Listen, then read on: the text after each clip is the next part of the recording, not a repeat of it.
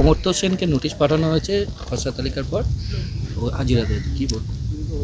যেখানে নামের কোনো ভুল আছে, কিছু আছে, বা যারা ভোট টোট দেন না বহুদিন ধরে, তো সেই সব তারা যারা অনিয়মিততা দেখেছে, সেখান থেকে লোক দেখে করছে না, নাম দেখে করছে, ওরা পাঠিয়ে দিচ্ছে। আর বয়স্ক মানুষ যদি কেউ থাকেন, আমার তো বক্তব্য হচ্ছে তার বাড়ি গিয়ে ভেরিফিকেশন হওয়া উচিত। সবাইকে ডাকাতে হয়, কিছু লোক বসে র্যান্ডাম আর নোটিশ পাঠিয়ে দেয়। যারা পাঠাচ্ছে তারা তো কর্মচারী, তারা তো জানে না কাকে পাঠাচ্ছে। কিন্তু বিশেষ ক্ষেত্রে নির্বাচন কমিশনে দেখা উচিত, কোনো সমস্যা থাকলে বাড়িতে গিয়ে সংশোধন করে নেওয়া উচিত। চলতি মাসেই সিঙ্গুরে প্রধানমন্ত্রীর সভা। এখন মাননীয় রাজ্য সভাপতি রাজ্যে রাজ্যে ঘুরছেন, আর বিরোধী দলের নেতা আমাদের, তিনিও জেলায় জেলায় সভা করছেন। তো জানুয়ারি মাসে সমস্ত জেলাতেই কোনো না কোনো নেতা সভা করে নেবেন।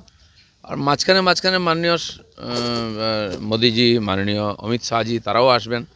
মাননীয় জগৎপ্রসাদ নাড্ডা আমাদের প্রেসিডেন্ট, তিনিও আসছেন।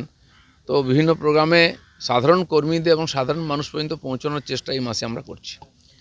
দিলীপ ঘোষের মুখে মন্ত্রী হওয়ার ইচ্ছা প্রকাশ্যে জনসভায়। অনেকে বুঝতে পারেনি দিলীপ ঘোষ কী চায়, এখনও দিলীপ ঘোষকে বুঝতে সময় লাগবে। আমি বলেছি আমরা পরিবর্তন করছি, আমরা এখানে সরকার গঠন করব, মন্ত্রী মুখ্যমন্ত্রীও হবে এবং মানুষের জীবনের পরিবর্তন করব। দিলীপ ঘোষ মন্ত্রী হতে কেন, বুথ সভাপতি হতেও আসেনি, পরিবর্তন করতে এসছে।